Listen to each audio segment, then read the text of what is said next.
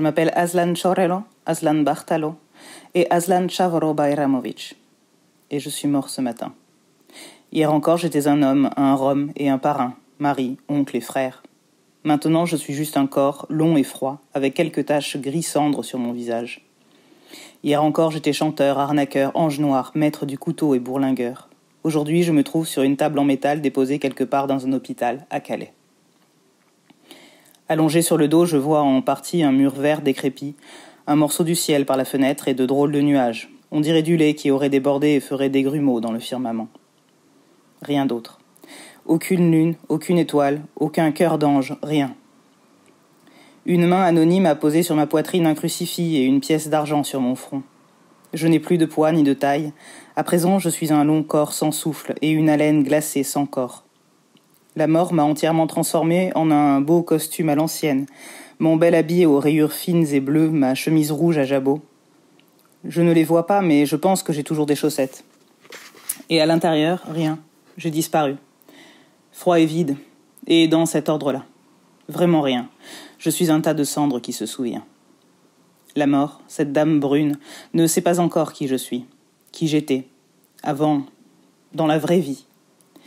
Mais bon, maintenant, plus rien n'a aucune importance, ni le soleil de mon enfance, ni la belle lune gitane, la noble terre de nos ancêtres, l'odeur lourde des femmes, la courte ivresse des sens, la tristesse de la chair, aucune importance. Et nous, sur scène, brillants, jeunes et forts, et nous, les ivrognes et les métèques, nous jouons la musique à la tzigane. Les plus belles mélodies, drôles et tristes à la fois. Et oui, mes cousins, plus rien. On est parti, sur quelle route erre mon peuple ? Qui a effacé mon pays ? Où ont disparu toutes mes berceuses et mon rêve ? Rien, plus rien. À présent, j'ai perdu mon poids et ma taille, je suis froid comme une statue de sel allongée à l'hôpital. Toute ma vie, j'ai voyagé. L'Europe de l'Est à l'Ouest, New Delhi et Paris, Berlin coupé en deux et les moroses fêtes des petites villes de province. J'ai prescrit l'ordonnance pour soigner l'âme et j'ai inventé le son du silence à l'heure du diable. Toute ma foutue vie, j'ai porté un chapeau, les costumes à la mode et les chemises blanches. Toute ma vie, j'ai porté des moustaches pour qu'on m'appelle le moustachu et pas le tzigane. J'étais Chorelo le pauvre et Bartalo le bienheureux. À la fin, je suis mort comme un enfant. J'étais le dernier Bayramovic, noble et déshérité, nu comme un ver sur cette terre. J'étais celui qui portait aussi les 3 surnoms, celui qui ne deviendra jamais le père parce qu'il est le fils. J'étais un clown triste et un oiseau sans plumes qui regardait sans le savoir cette terre qui sombre.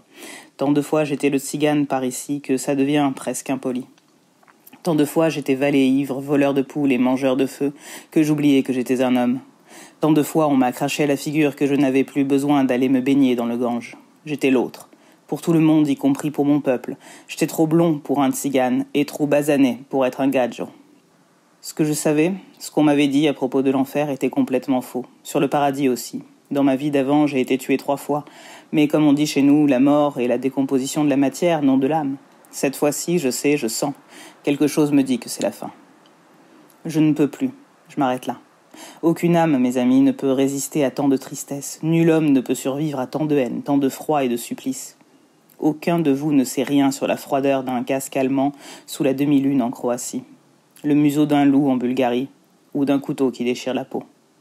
Aucun de vous ne sait rien sur Amari Bibika Lissara, la grande-tante et sainte mère de mon peuple assassiné et ressuscité 10 000 fois sur la route. Personne parmi vous ne peut pleurer et rire en même temps, saigner et chanter, partir et revenir, devenir ivre et ne jamais dessouler. Vous n'avez pas senti le vrai poids de l'acier, la vraie vitesse d'une balle qui blesse le tissu tendre des intestins, les longues nuits sans lune et le gel du matin, les longs jours sans pain et les puits sans fond. Je suis mort ce matin et peu à peu ma présence parmi vous s'efface. Longtemps j'ai cherché l'accord idéal et la mélodie, la chanson vraie et les spirales du temps. Jusqu'à mon dernier souffle, j'ai cherché la note parfaite. J'ai rêvé chaque ton et chaque intervalle, tout en sachant que la plus belle musique est toujours épurée et simple. De mon vivant, j'étais de partout et de nulle part. J'étais tout le monde, mais aussi personne. J'étais un grand soleil et parfois des nuages, tantôt l'ombre, mais très souvent la lumière.